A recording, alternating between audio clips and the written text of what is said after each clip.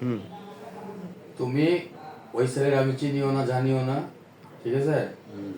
তোমরা হলো আমার কর্মী, ওই ছেলের আমার নিয়ে আসছো, ও আমার গাড়ি আটক করছে, ভালো কথা, সেটা আমি পরের স্টেপে দেখবো।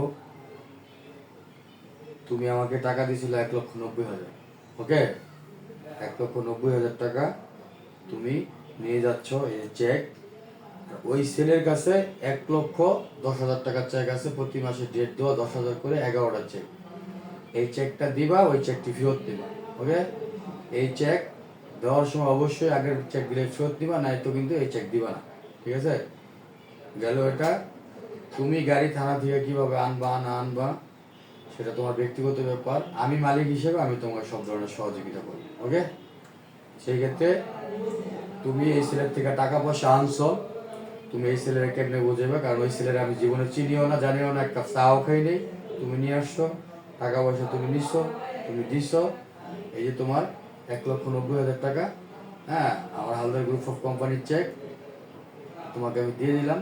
তুমি গিয়ে সুন্দর করে ছেলেরা বুঝাই দিবে চেক, তাও পুলিশের মাধ্যমে। থানাতে ওসি সাহেব আছে, ঐতাত্ত্বিক ভালো মানুষ, ওসি সাহেবের সামনে দিবা।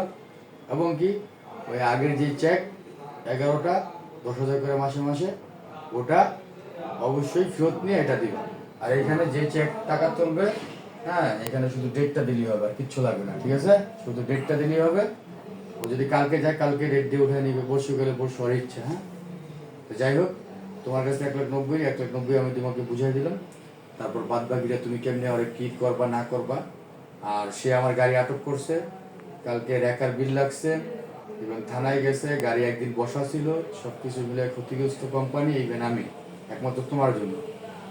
হ্যাঁ, আমি এইসব যাই ঝামেলা যেতে চাই না। আমি এগুলো ওরা আমি চিনি না জানি না।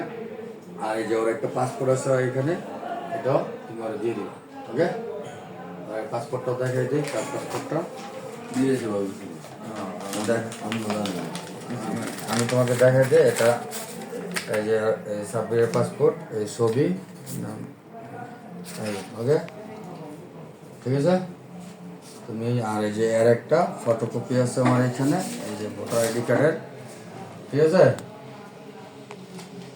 গাড়িও লোক নিয়ে আসছো, গাড়ি কিনছে, গাড়ি কেনার পরে 1 সপ্তাহ পরে সে গাড়ি নিবে না, ঠিক আছে?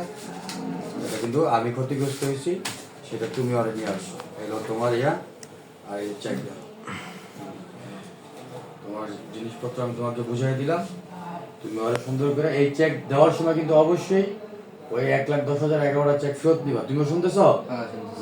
এরপর এটা দিবা কিন্তু, আর না দিলে কিন্তু দিবা না। হ্যাঁ, আর আমি ওই ছেলের চিনি না জানি না, তুমি টাকা এনে দিছো 1,90,000, 1,90,000 তুমি টাকা বুঝে ফেলা শেষ, ঠিক আছে?